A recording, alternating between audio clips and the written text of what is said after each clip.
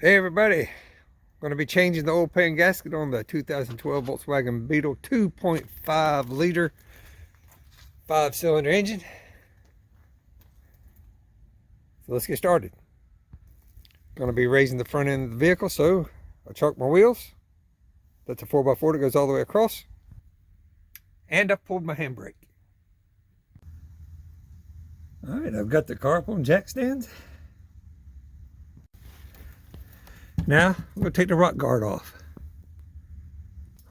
Alright, took the 4 torque screws out of this side. Got to take the 4 out of that side. And then you'll just slide this back. It'll come right off. Before I can take the pan off, the oil pan off, which is fortunately not blocked by much of anything, I got to drain the oil. This is the drain plug, and you use a 19mm wrench or socket to do that. So we're going to drain the oil. The oil stopped dripping. Put the plug back in. Now we're going to remove the bolts holding the pan up and remove the pan. These bolts, you use a 10mm socket to get those off. I'm going to use my impact to get them off. All the bolts are out. Now I need the pan is still stuck to the engine. I have to pry the pan loose. All right, I have this brush. It's got nylon bristles and some soft wire bristles at the end. So what I did is I went around, tried to knock anything big and loose with the nylon, and then I'm going around with my soft bristles,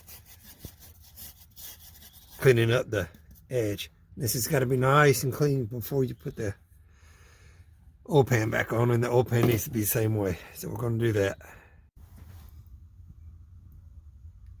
Got my gasket surface area nice and clean on the engine.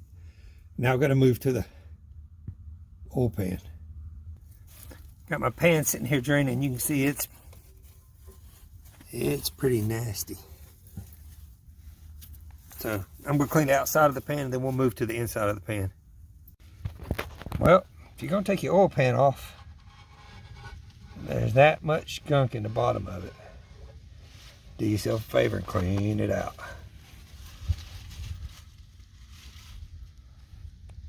All right, this oil pan did not have a gasket. It had gasket maker material. You can see right there. And just need to get it all off. To get all this off.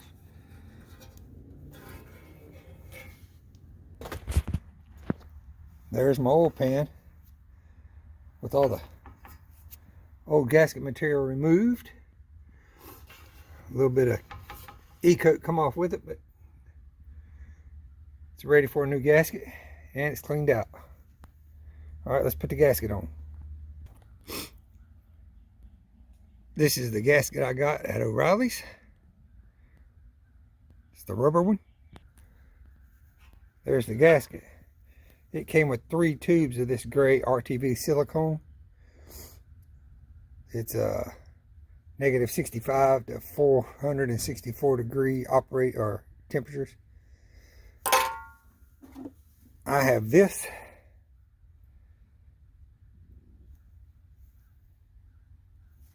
Permatex gasket maker. This is what I'll be using. I'm not using this.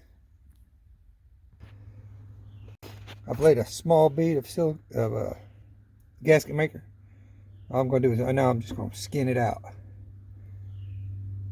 So there's a small skin on it. It doesn't need much, just a small skin. So I'm going to use my finger to do that. We'll go around and skin this whole thing out. Just like that. And then I'll put the gasket on. Be right back. Alright, got it all laid out flat, and I'm going to put the gasket on carefully. Alright. That gasket maker will hold that in place. Then I can bolt it onto the engine. So that's what we're going to do now. I've got my torque wrench set to 7.5 foot-pounds. And that's at the low end of the scale on this torque wrench. This is a horrible torque wrench to use for this, but it's the one I have, so that's what I'm going to use. Generally, you want your torque wrench usage to be somewhere in mid-scale. All right, let's torque these. All right, there's the oil pan back in place and torqued. When you pull this out, check it for metal shavings. If you got metal shavings, it's a sign there's a problem with your engine. So cleaned it up, I'm gonna put it back in. Yay, drain plug. Last thing I gotta do is, to get the car back together, is put some bolts in that rock guard in place. And we'll be done. And after that, I gotta put some oil in it and then we'll be good. All right, that's the way I did it. Hit like and subscribe, help me out. Subscribe is free.